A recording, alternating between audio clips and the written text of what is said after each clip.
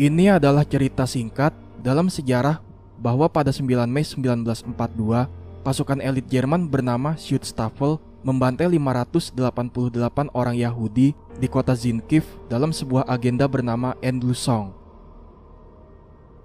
Die Endlösung der Judenfrage atau dalam bahasa Indonesia dapat diartikan sebagai solusi akhir adalah sebuah agenda Nazi Jerman untuk melakukan genosida secara sistematis terhadap kaum Yahudi Eropa selama Perang Dunia II. Istilah tersebut digaungkan oleh seorang pejabat tinggi Nazi bernama Adolf Eichmann yang menjadi kepala kampanye genosida tersebut. Setelah Perang Dunia usai, Eichmann ditangkap dan dihukum mati oleh pemerintahan Israel tahun 1961 sampai 1962. Entahlah, sebab musabab digaungkannya solusi akhir sebenarnya masih menjadi misteri.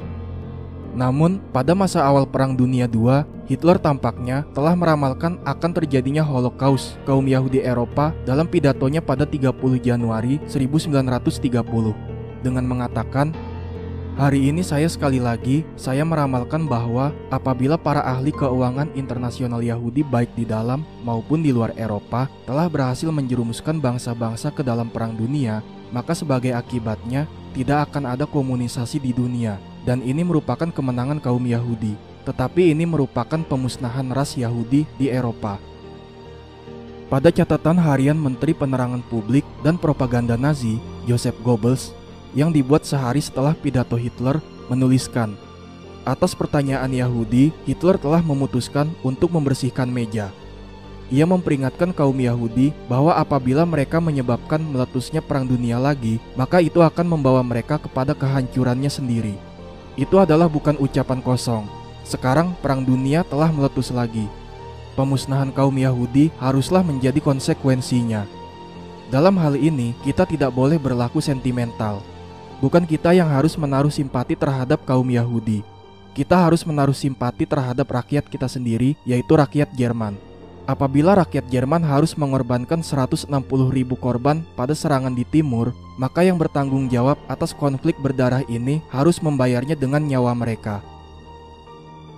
Albert Speer, seorang arsitek, pengarang, dan pejabat tinggi pemerintahan Jerman dalam kesaksiannya di bawah sumpah pada bulan Juni 1977, menyatakan sebagai berikut.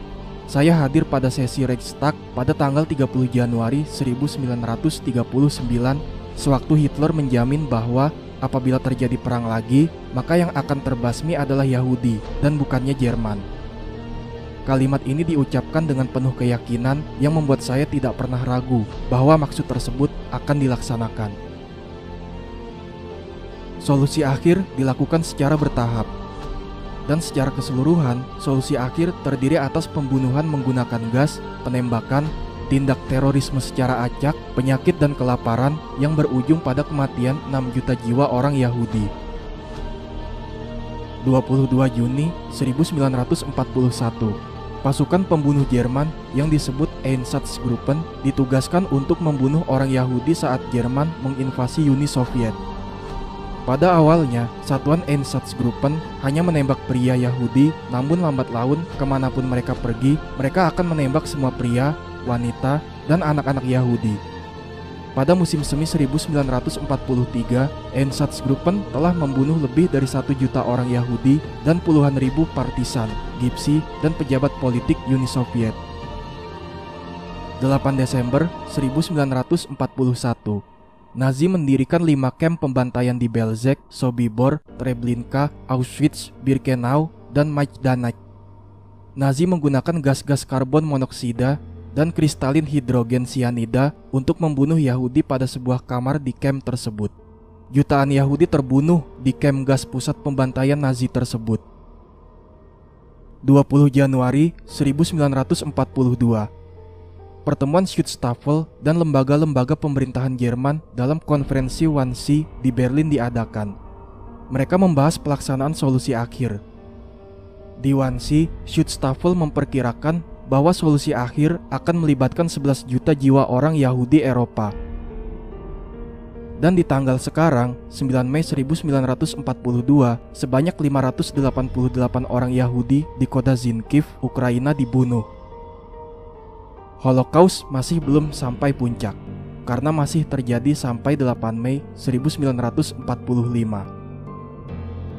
Menurut situs yadvasem.org, perkiraan korban Holocaust di masing-masing camp sebanyak 1 juta jiwa di Auschwitz, 600.000 di Belzec, 320.000 di Chelmno, 58-97.000 di Jasenovac, 360.000 di Majdanek, 65.000 di Malitrostinets, 250.000 di Sobibor, 870.000 di Treblinka.